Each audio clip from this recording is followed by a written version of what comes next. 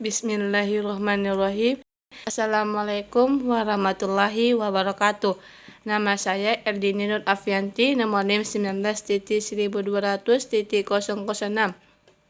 Kesimpulan kelompok 1 dari judul bahasa, pengertian, dan spesifikasinya. Saya menyebutkan bahasa Arab diturunkan lebih dari 280 juta orang sebagai bahasa pertama yang sebagian besar tinggal di Timur Tengah dan Afrika Utara.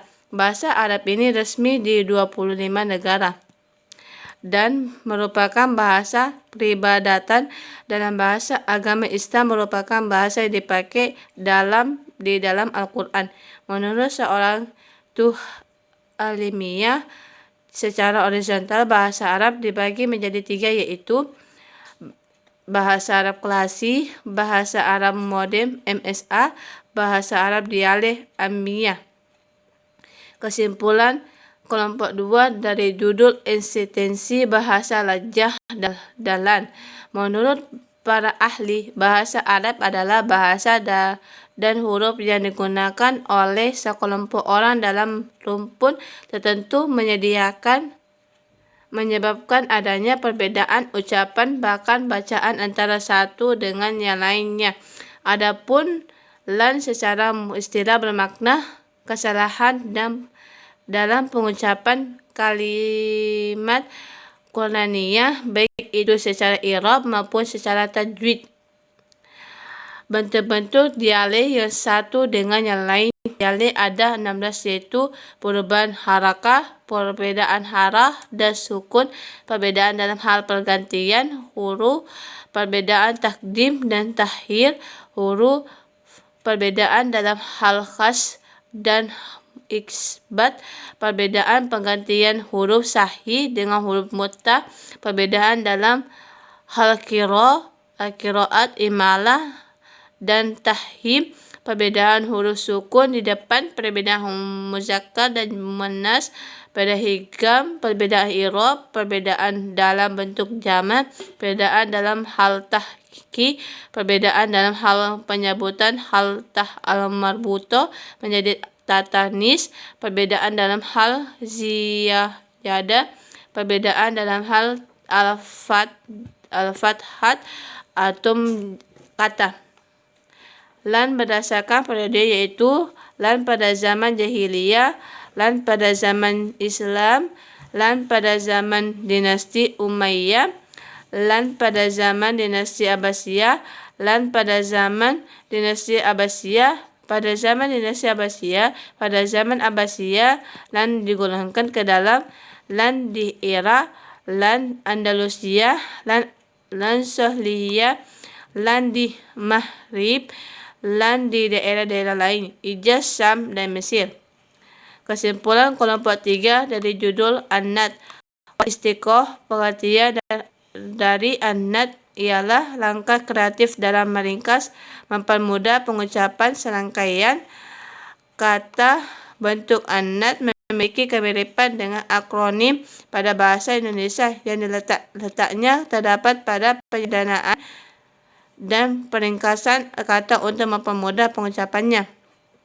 Fungsi istiqah ialah satu media dengan bahasa berkembang dan meluas. Salah satu media perkembangan bahasa dari aspek lafaz dan sihah pada bahasa yang dibutuhkan oleh penulis dan acuan lembaga bahasa.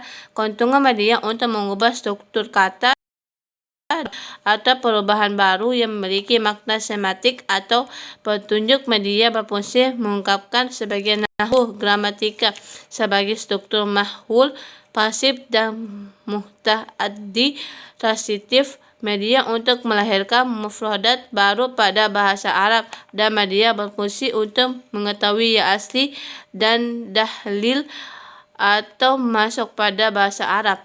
Kesimpulan kelompok 4 dari judul bahasa Lughawi. Bahasa ialah kemampuan yang dimiliki pada manusia untuk berkomunikasi dengan manusia lainnya dengan menggunakan tanda seperti kata atau gerakan. Ada 2 Abdul Al-Majid Sahih Ahmad Mansur membagi kajian ilmu bahasa kepada dua kelompok ilmu, yaitu theoretical linguistik disebut sebagai general linguistik, applied linguistik, linguistik heteropan. Cabang-cabang ilmu dalam bahasa Arab sebagai berikut: ilmu nahwu, ilmu syarab, ilmu istiqah, ilmu arud, ilmu had, ilmu kawafi, ilmu bayan, ilmu badi, ilmu ma'ani. Kesimpulan kelompok 5 dari judul fonem dalam bahasa Arab. Fonologi ialah secara umum ialah bunyi bahasa sebagai alat komunikasi antar sesama manusia dalam kehidupan sehari-hari. Kesimpulan kelompok 6 dari judul morfologi dalam bahasa Arab. Morfologi adalah bagian dari linguistik, yaitu membahas tentang perubahan kata secara gramatikal.